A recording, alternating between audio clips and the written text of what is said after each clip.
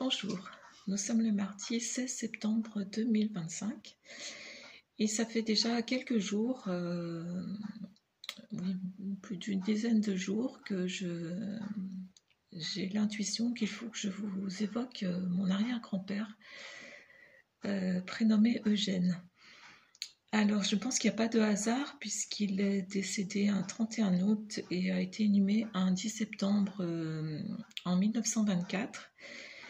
Et donc ça fait 101 ans et j'ai regardé la symbolique du nombre 101 et il se trouve que c'est dit-on, le nombre de l'ange. Et donc sur un site, j'ai vu qu'il est dit par rapport à ce nombre, soyez attentifs à votre intuition, aux signes et aux synchronicités. Et donc cela était comme une confirmation de ce besoin d'évoquer mon arrière-grand-père. Donc cet arrière-grand-père, c'est le père de ma grand-mère paternelle, Clémentine. Et dans la maison de qui je vis enfant, donc toute petite, voilà, jusqu'à l'âge à peu près de 6-7 ans. Et donc, enfant, je m'intéresse déjà pas mal à la vie de mes ancêtres.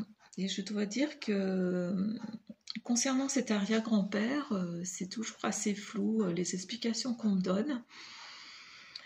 Donc, je sais juste qu'un jour, il a retiré de l'argent, qu'il a pris le train pour Lyon et qu'il a disparu de façon assez bizarre, disons même...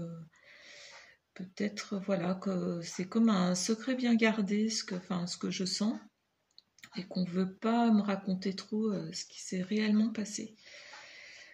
Et d'autre part, sa femme Pierrette a quitté un moment le domicile conjugal avec ses 5 enfants pour se réfugier chez son frère célibataire.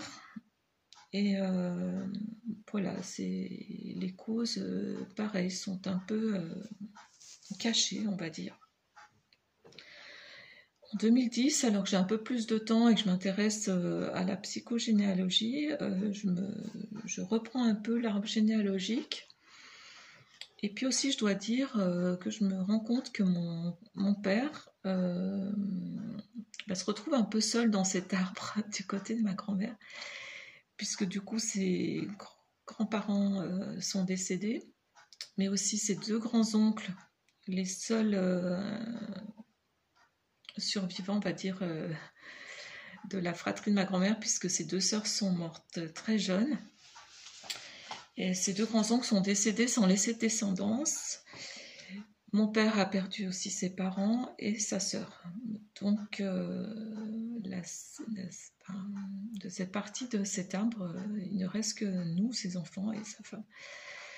Donc je pense qu'il y avait aussi peut-être inconsciemment ce besoin pour lui de retrouver des traces aussi pour lui. Enfin, je dis ça, mais rétrospectivement, peut-être que j'en avais pas conscience à l'époque. Toujours est-il que je reprends donc les recherches et donc ma mère m'écrit un texte sur cette partie de la famille puisqu'elle a recueilli les confidences d'un des grands-oncles qui certainement avant son départ a souhaité peut-être laisser une trace comme un testament de vie. Et donc ma mère m'écrit ce texte qui relate certains faits. Donc le couple, donc mon arrière-grand-père et sa femme, vivaient chez les parents d'Eugène dans une très grande pauvreté. Et d'après les dires de ce grand-oncle, l'aïeul, donc le père d'Eugène, était alcoolique et aurait perdu sa ferme, peut-être abusé par un personnage peu scrupuleux. Donc là, j'ai pas de traces, j'ai pas de preuves, mais en tout cas, ça pourrait... ces 2 faits-là pourraient expliquer la suite des événements, à savoir le départ de mon arrière-grand-mère chez son frère, et aussi un certain désarroi de mon arrière-grand-père qui l'aurait poussé donc à partir un beau jour, soi-disant pour rejoindre un cousin à Lyon. Voilà les éléments que j'ai. Et ma mère me remet aussi le livret de famille et une photo de Gênes. Et cette photo, c'est une petite photo d'identité, je vais l'agrandir.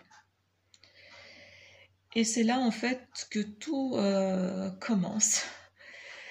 En fait, à partir de ce moment-là, je sens clairement sa présence derrière moi et sa main qui se pose sur mon épaule droite.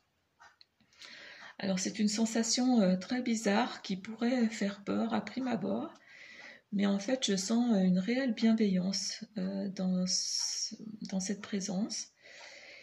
Et j'entends en fait qu'elle me souffle, cherche. Mais chercher quoi? Chercher où? Chercher comment? Et en même temps, c'est comme si on m'indiquait aussi la direction. Et voilà, les seuls éléments que j'ai, c'est la date de naissance de ma grand-mère, donc en 1914, et puis ce fait qu'il se soit rendu à Lyon. Donc me vient l'idée de me connecter au site des archives de Lyon, où en fait tout est numérisé. Et donc j'entreprends une recherche assez longue et fastidieuse, de rechercher dans toutes les tables voilà, d'état civil à partir de 1914 et sur tous les arrondissements de Lyon, puisque je n'ai aucune indication autre. Et donc c'est très très long, et puis en plus le patronyme de mon... Enfin, le prénom et nom de mon arrière-grand-père sont assez communs, ce qui m'oblige à chaque fois que je trouve un homonyme, je suis obligée d'aller voir dans l'acte de décès pour vérifier l'état civil complet. Et donc c'est parfois décourageant puisque j'en trouve et qu'en allant sur l'acte de décès, en fait, ça ne correspond pas voilà, à l'état civil de mon grand-père, c'est-à-dire à ses parents, sa date et son lieu de naissance. Donc j'y passe quand même beaucoup de temps, sur plusieurs journées, et en même temps j'ai toujours cette présence qui m'encourage. Et voilà, je repasse en revue donc jusqu'en 1915, 1916, 1917, etc. Et un matin, j'en suis à 1924 et je vais fermer l'ordinateur puisque c'est en fin de matinée, l'heure du déjeuner. Mais quelque chose me dit au fond de moi, n'éteins pas, là tu arrives au but. C'est assez étrange hein, comme sensation, mais je n'éteins pas l'ordinateur. Et en effet, un petit moment plus tard, en fait, alors que j'ai déjà rayé des noms sur ma liste, je vérifie un dernier acte de décès. Et là, tout y est. C'est bien mon arrière-grand-père décédé, donc le 31 août 1924. J'ai tous les éléments, le nom de son épouse, le nom de ses parents et le lieu de sa naissance. Alors c'est vraiment un mélange de sensations, d'émotions. D'un côté, voilà, de l'avoir retrouvé, il y a quelque chose de fort, de puissant. Et je sens, voilà, qu'il y a un mélange pour lui d'être reconnu, comme réhabilité en quelque sorte. Et puis la sensation de... Voilà, je sais pas comment vous dire, voilà, c'est d'un long chemin, voilà. Et puis, un petit détail m'interpelle sur cet acte quand même. Donc il est mentionné décédé à hauteur du numéro 18 du quai Claude Bernard, rive gauche du Rhône. Alors c'est assez étrange comme indication. Et en même temps, j'ai toujours cette voix intérieure qui me dit cherche, et toujours cette main sur mon épaule. Et donc, à nouveau, c'est comme si on m'indique la direction vers les cimetières de Lyon. Et donc, j'écris un message et avec l'impression que c'est ce que je dois faire, et en même temps le mental qui dit mais les archives de 1924 des cimetières de Lyon, c'est un peu bizarre, mais je le fais quand même. Et donc j'envoie un message au cimetière de Lyon en donnant les indications et l'acte de décès de mon arrière-grand-père. Et 2 jours plus tard, j'ai une réponse et avec les éléments sur l'inhumation de mon arrière-grand-père. Donc j'ai bien la confirmation de son lieu de décès. Et donc le message mentionne, et je vous rapporte exactement les mots du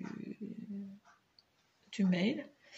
Son corps a été transporté à la morgue, a été inhumé le 10 septembre 1924 au cimetière de la Guillotière. Sans ressources connues, il a été inhumé dans une sépulture individuelle accordée par la ville gratuitement pour une durée de 5 ans.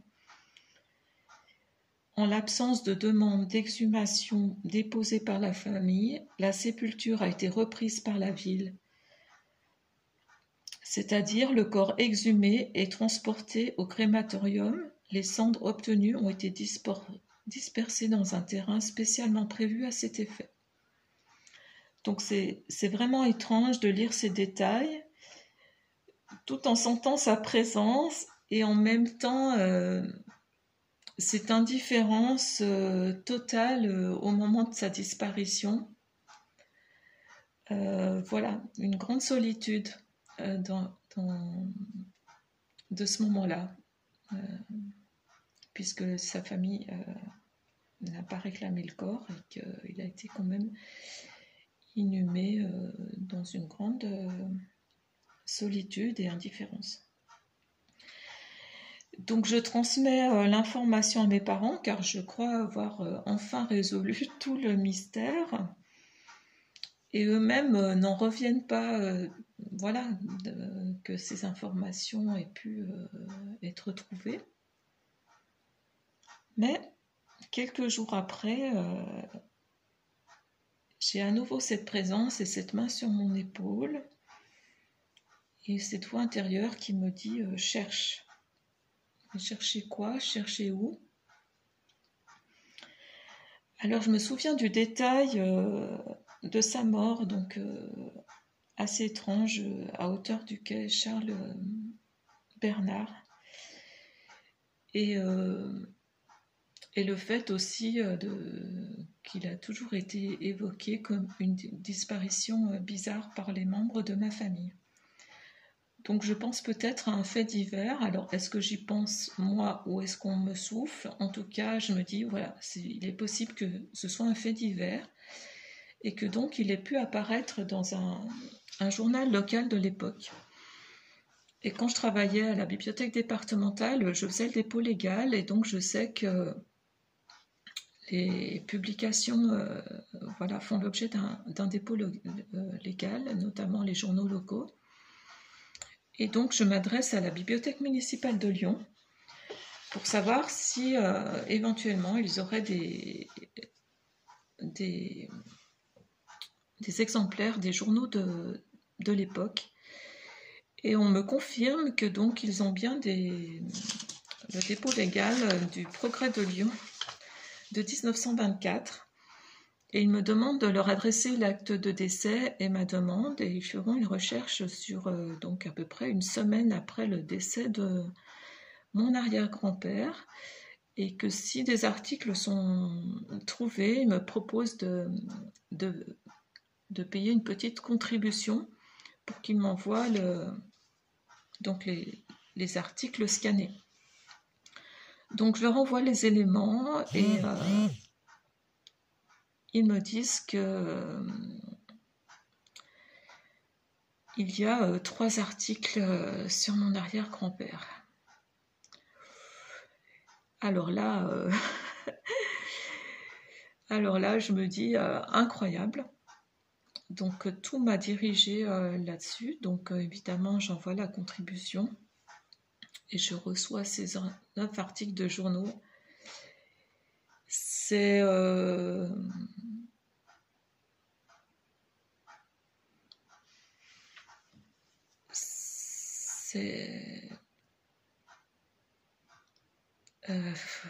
j'ai du mal, hein. Enfin, vous voyez, hein, excusez-moi, hein, mais c'est encore très émouvant parce qu'en fait, il a été retrouvé égorgé sur le quai du Claude Bernard, avec toute une enquête où la question se pose d'un suicide ou d'un crime, puisqu'à cette époque-là, à cet endroit-là, il y a pas mal de violences et d'actes criminels. Et il y a toute l'enquête de la gendarmerie, et avec beaucoup de détails sur les événements. Donc je ne vais pas relater ici tout ce qui s'est passé dans cette famille, voilà, des choses lourdes, difficiles, compliquées. En tout cas, je retrouve bien le départ de mon arrière-grand-mère qui coïnciderait avec donc la vente de la ferme. Et aussi l'abattement de mon arrière-grand-père, certainement du fait du départ de son épouse et de ses enfants. Donc tout y est, et puis des détails un peu sur donc son décès, dans quelles circonstances il a été retrouvé. Donc il y a eu une autopsie, hein, pour voir si c'était un crime ou un suicide, et il a été conclu à un suicide avec quand même certaines parts de doute vu la violence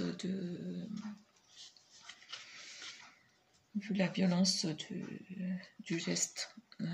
Voilà.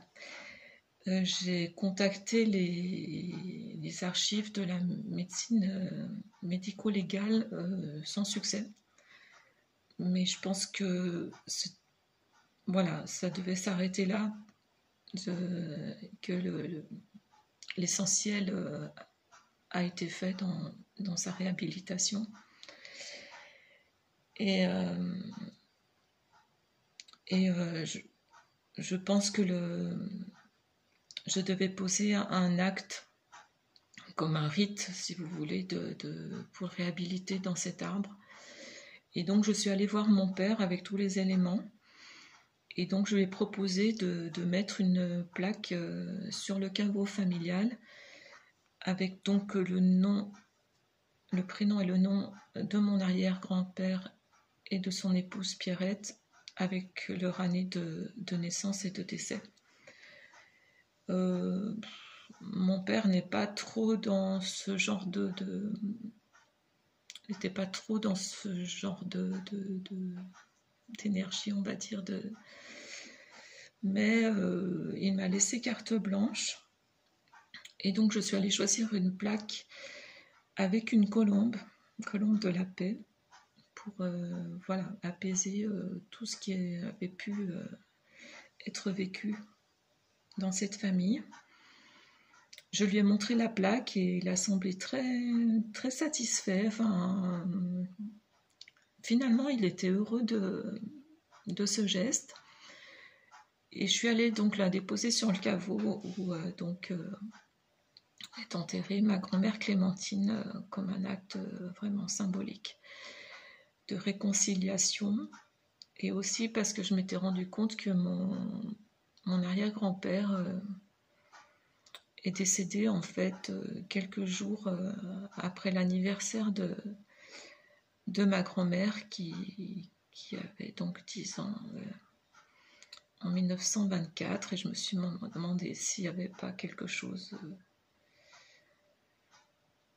à voir avec le départ de mon arrière-grand-père. Voilà, donc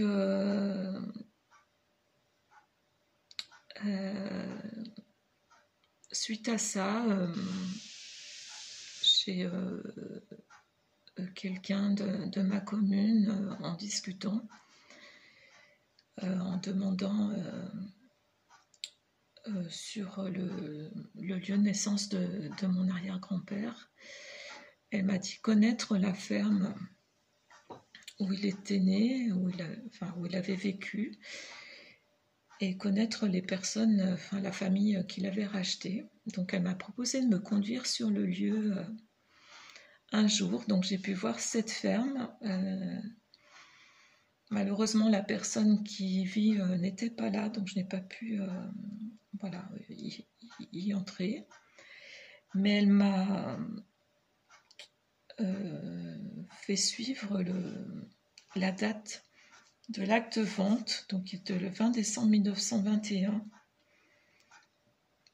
donc qui correspond bien au moment de départ de mon arrière-grand-mère avec ses 5 enfants.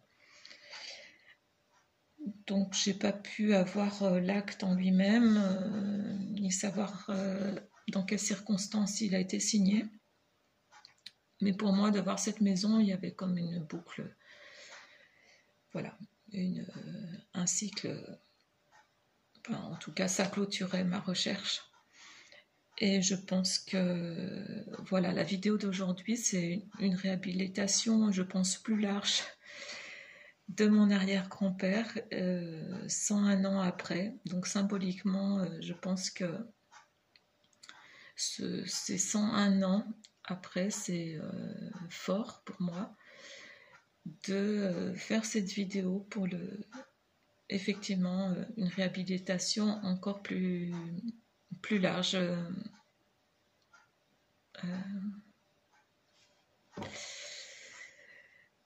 Dans l'univers, dans les énergies en tout cas. Donc voilà, je vous remercie de votre écoute, et puis je pense qu'au-delà de cette histoire, j'avais une dernière chose à vous dire. En transgénérationnel, on apprend qu'on est en lien avec des personnes dans notre arbre. Si on regarde 7 jours avant et après notre date de naissance ou de conception ou de notre fête, on regarde les personnes qui ont des dates qui correspondent, 7 jours avant, 7 jours après. Et donc moi j'ai repéré donc deux gisants, ce qu'on appelle 2 gisants, c'est-à-dire 2 décès qui correspondent, un à ma date de naissance et l'autre à ma date de conception. Et il s'avère que cet arrière-grand-père correspond à quelques jours près à ma date de conception. Donc